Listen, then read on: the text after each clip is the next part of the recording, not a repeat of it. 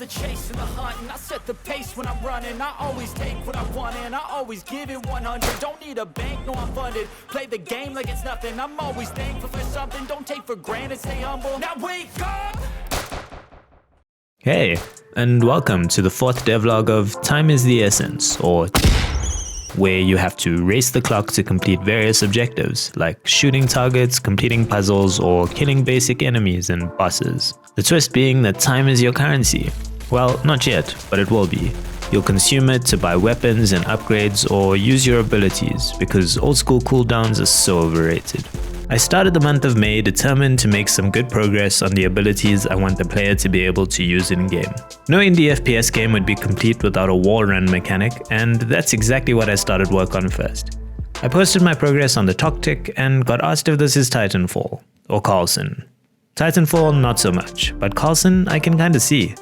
Not sure if I should be sad and change my game idea entirely at this point, but anyway. The general consensus on the wall run mechanic seems to be, on collision with the runnable wall, you lower the player's gravity and apply a force towards the wall to keep them stuck to it, as well as a force in the forward direction to keep them moving. I do this by raycasting left and right to figure out which side the wall is on and apply the force accordingly. The wall run is activated when the player collides with this box collider, which is set as a trigger so that it doesn't actually apply physics but just fires an event to let me know that a collision has happened. Whilst the wall run is active, a special jump can be used that applies a force in an upward direction added to a force pointing in the opposite direction of the wall, allowing the player to spring from wall to wall. With that functioning, I moved on to the slide mechanic, which just uses root motion, meaning it uses the motion as per the sliding animation on mixer mode, so I didn't really need to do anything fancy.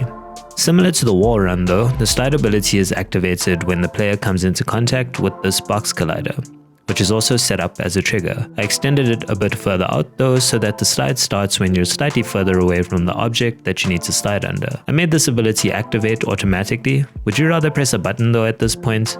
I'm not really sure what feels better.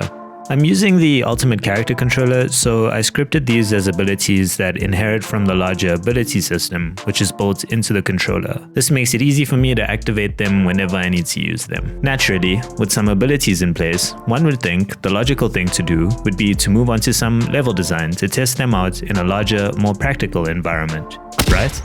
Wrong. Instead, I went on a week-long tangent trying to learn procedural animation because I want my first level to be science fiction based, and what's more science fiction than a procedurally animated sentry robot? I watched a couple of interesting tutorials about using Unity's animation rigging package, but by far the most useful one I found was by Unity themselves, and it included an example project which helped me wrap my head around the concept. Setting up animation rigging is pretty simple once you've done it 100 times.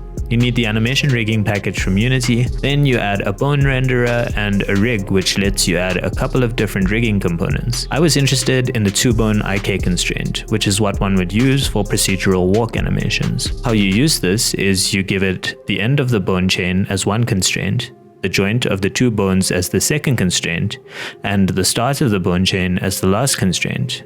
Then you give it a target object and let the magic of inverse kinematics take charge. My first prototype looked like this. However, when I added the 2-bone IK constraint, things acted funky because it has 3 leg bones and there was no easy way to overcome this. I created a second prototype with only 2 leg bones and this seemed to work much better, so I got to work on a script. The purpose of the script is to control the target game object. When the body of the model gets too far away from the target, we need to move the target closer to the body, and when the body gets too close to the target, we need to move the target away. Then we can simply sample a sine wave to determine a Y value to move the target up and down, and that's all you need for a procedural walk animation. I decided to get to work on a model because it was pretty boring staring at this lame excuse for a sentry robot, and this is what I came up with.